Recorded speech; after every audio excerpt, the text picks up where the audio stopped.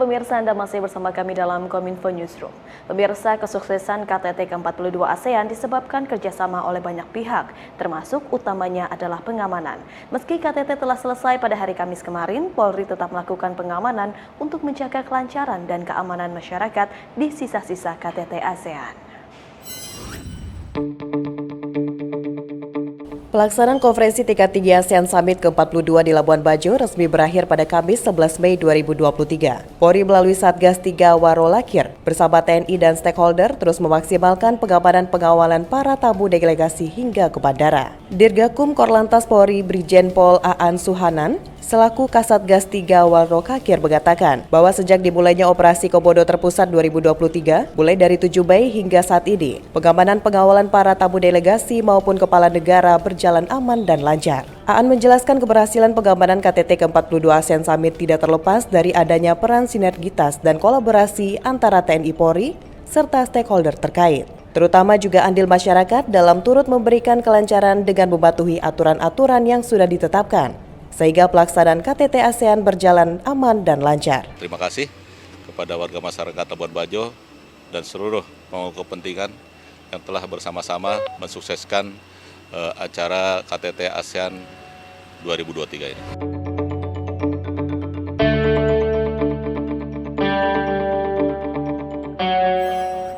Gelaran KTT ke-42 ASEAN di Labuan Bajo, Nusa Tenggara Timur membawa dampak positif bagi pegiat UMKM.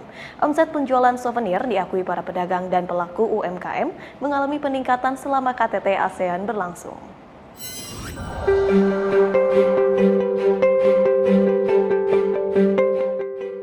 Ajang KTT ASEAN Summit 2023 memberikan dampak positif, yakni mampu memberikan berkah, meningkatkan kesejahteraan masyarakat di Labuan Bajo selaku tuan rumah.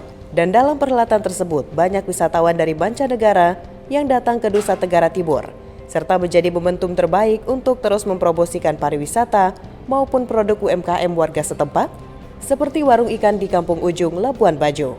Salah satu pedagang ikan, Rosdia, mengatakan, sejak adanya KTT ASEAN, pendapatannya meningkat hingga 2 kali lipat. Ia juga berharap agar acara-acara selanjutnya dapat diselenggarakan di Labuan Bajo, agar Labuan Bajo lebih maju dan sukses, terutama perekonomiannya.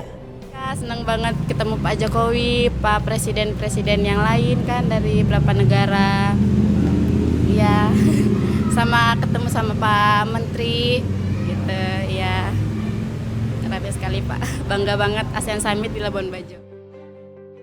Yang pertama bangga sekali karena Labuan Bajo dipilih menjadi tempat dijalankannya KTT ASEAN untuk negara-negara ASEAN. Saya sebagai warga lokal sangat bangga karena bisa terlibat.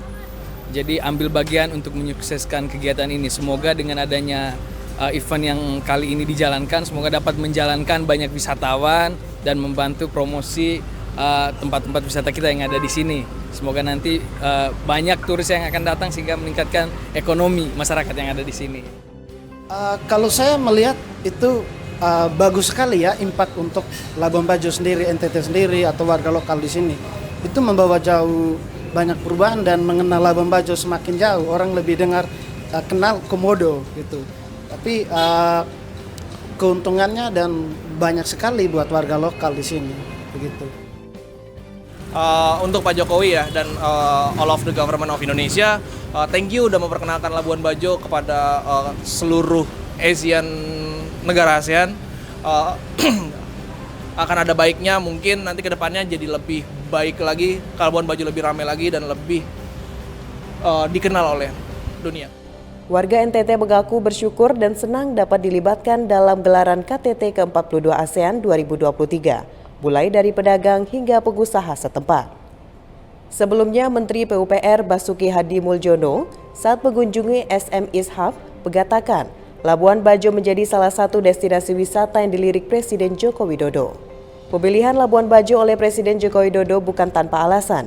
Labuan Bajo dengan segala potensi keindahan alam, budaya, dan fauna memiliki potensi menjadi kawasan wisata premium. Hal ini terlihat dari upaya pemerintah membenahi Labuan Bajo sejak beberapa tahun lalu hingga menjadi Labuan Bajo saat ini. Dengan transformasi ini, diharapkan Labuan Bajo semakin dikenal luas dan banyak didatangi wisatawan mancanegara dan berdampak pada peningkatan ekonomi masyarakat Bajo. Ini keyakinan seperti yang Pak dia bilang tadi, keyakinan Pak Jokowi bahwa ini akan jadi premium betul. Di 3 tahun kita bangun Labuan 2020, 2021, 2022. Anda bayangkan keputusan beliau untuk mengadakan KTT ASEAN di Labuan Bajo. Kalau ini diadakan di Bali udah merem aja, udah lewat.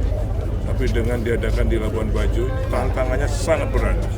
Keringetan. Ya, sangat berat. Fasilitasnya terbatas, tapi beliau tetap menetapkan Labuan Bajo.